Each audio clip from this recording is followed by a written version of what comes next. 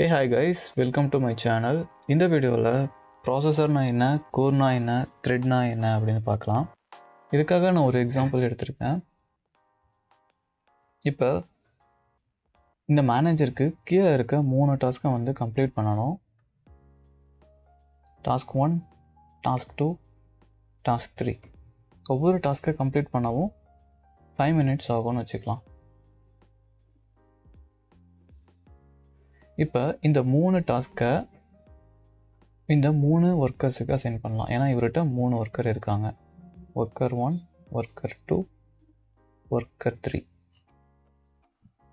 இந்த first worker வந்து first task எடுத்துக்கலாம், செகண்ட் ஒர்க்கருக்கு செகண்ட் டாஸ்க், தேர்ட் ஒர்க்கருக்கு தேர்ட் டாஸ்க்.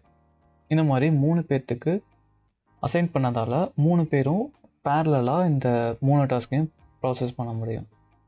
அதனால் இந்த 3 டாஸ்க்கையுமே 5 மினிட்ஸில் கம்ப்ளீட் பண்ண முடியும். இதுவே இன்னொரு டாஸ்க் இருக்குன்னு வச்சுக்குவோம், அதுக்கும் 5 மினிட்ஸ் ஆகும் அப்படின்னு அசியூம் பண்ணிக்குவோம். டாஸ்க் 4 கம்ப்ளீட் பண்ணவும் 5 மினிட்ஸ் ஆகும். அப்படின்னா இந்த 3 ஒர்க்கரில் யாராவது ஒருத்தர் அவங்களோட வேலை முடிச்சதுக்கப்புறம் தான் இந்த டாஸ்க் 4 எடுக்க முடியும். அப்போ 5 + 5 10 மினிட்ஸ் ஆகும் நமக்கு. இதுவே இன்னொரு ஒர்க்கர் இருந்தார்னா இந்த டாஸ்க்கையுமே 5 நிமிஷத்தில் முடிச்சிருக்க முடியும். ஓகே, இப்போ மேனேஜரை நாம் ப்ராசஸர்னு எடுத்துக்கலாம்.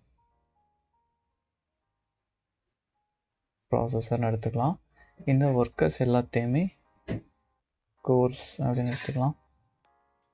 டாஸ்க்கை வந்து த்ரெட்ஸ் அப்படின்னு நம்ம அசியூம் பண்ணிக்கலாம்.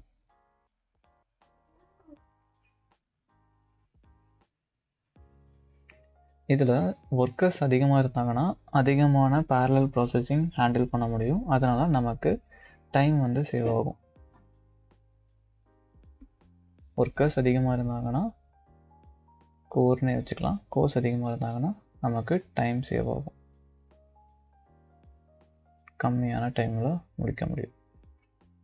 ஓகேவா?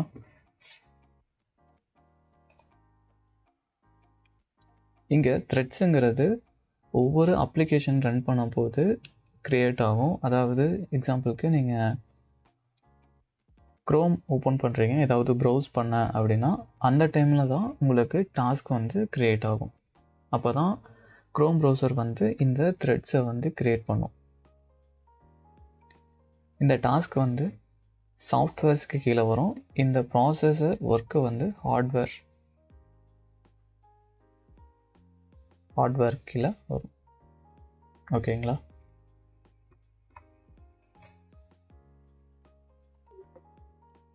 இப்போ நம்ம லேப்டாப்பில் எப்படி எவ்வளோ கோர்ஸ் இருக்குது அப்படின்னு செக் பண்ணணும்னா உங்கள் டாஸ்க் மேனேஜரை ஓப்பன் பண்ணிக்கோங்க. டாஸ்க் மேனேஜருக்கு கீழே பெர்ஃபார்மன்ஸ் டேப் ஓப்பன் பண்ணிங்கன்னா இங்கே உங்களால் பார்க்க முடியும். எனக்கு 4 கோர்ஸ் இருக்குது, 8 லாஜிக்கல் ப்ராசஸர் இருக்குது. இந்த லாஜிக்கல் ப்ராசஸருங்கிறது வந்து கோர்ஸுக்குள்ளே வர்றது தான், அதாவது ஹைப்பர் த்ரெட்டிங் கான்செப்டுக்குள்ளே வரும். அதாவது ஒரு கோர் வந்து 2 ப்ராசஸராக ஆக்ட் ஆகும். ஓகேங்களா?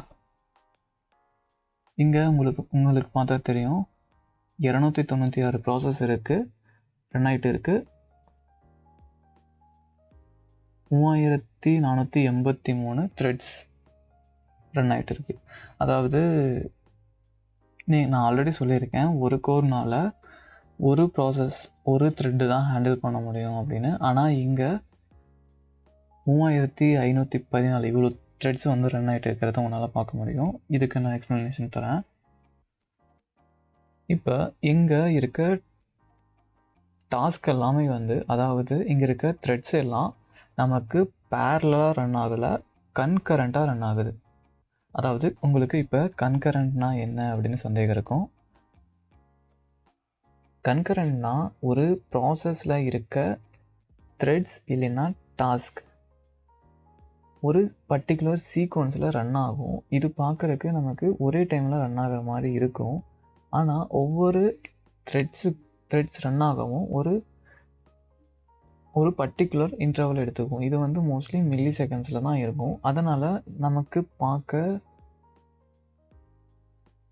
ஒரே டைமில் ரன் ஆகிற மாதிரி இருக்கும். ஆனால் ஒரு டைம் இன்டர்வல் இருக்கும். ஓகேங்களா? இதுக்கும் பேரலலிசமுக்கும் டிஃப்ரென்ஸ் இருக்குது. பேரலலிசம்னா இந்த 3 டாஸ்க்கும் ஒரே டைமில் ரன் ஆகிட்டே இருக்கும். கன்கரன்சினா ஒரு குறிப்பிட்ட இன்டர்வலில் தான் ஒவ்வொரு டாஸ்க்கும் ஒரு பர்டிகுலர் சீக்வன்ஸில் ரன் ஆகும். இப்போ உங்களுக்கு ப்ராசஸர்னா என்ன, கோர்னா என்ன, த்ரெட்னா என்னன்னு ஐடியா கிடச்சிருக்குன்னு நம்புகிறேன். உங்களுக்கு ஏதாவது சந்தேகம் இருந்தால் கமெண்ட்ஸில் சொல்லுங்கள். நான் அதுக்கு ஹெல்ப் பண்ண ட்ரை பண்ணுறேன். Thank you for watching and I will see you in the next video.